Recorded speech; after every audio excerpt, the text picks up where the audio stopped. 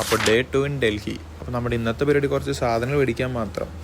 വീട്ടിൽ നിന്ന് ഇറങ്ങിയതും ചെരുപ്പ് രണ്ടുപേരുടെയും പണി മുടക്കി. പിന്നെ ബഡ്ജറ്റ് ഫ്രണ്ട് ട്രിപ്പ് ആയതുകൊണ്ടും പൈസ ഇല്ലാത്തതിനാലും നമ്മൾ ആ ചെരുപ്പ് രണ്ടും ഒട്ടിച്ചു.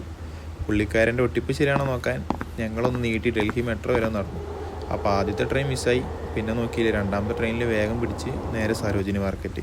സരോജിനി മാർക്കറ്റിൽ എത്തിയപ്പോഴാണ് നമ്മൾ ആ കാര്യം മനസ്സിലായത്. നമുക്ക് ആവശ്യമുള്ള സാധനം സരോജിനിയിൽ കിട്ടില്ല, നേരെ വിട്ടു വിനായക സെയിൽസിലോട്ട്.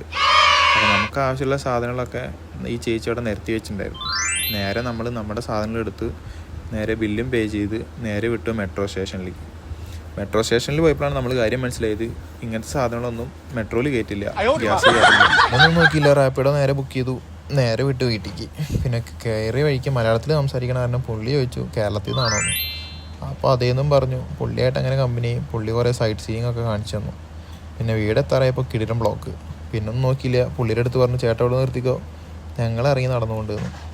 അങ്ങനെ പുള്ളിക്കും ടാറ്റ കൊടുത്ത് നമ്മൾ നേരെ വിട്ട് വീട്ടിലേക്ക്. രാവിലെ ഒന്നും കഴിക്കാത്ത കാരണം നമുക്ക് കിടിലം വിശപ്പുണ്ടായിരുന്നു. അങ്ങനെ ഫുഡ് കഴിച്ച് കഴിഞ്ഞിട്ട് നമ്മൾ നമ്മുടെ സാധനങ്ങളൊക്കെ ഒന്ന് നിരത്തി വെച്ച് എല്ലാം ഇല്ലേന്നൊന്ന് ചെക്ക് ചെയ്തു. അങ്ങനെ അതെല്ലാം കഴിഞ്ഞിട്ട് നമ്മൾ ബാഗിൽ പാക്ക് ചെയ്തു, നമ്മൾ ഉറങ്ങാൻ കിടന്നു. അപ്പോൾ ഓക്കെ ബൈ.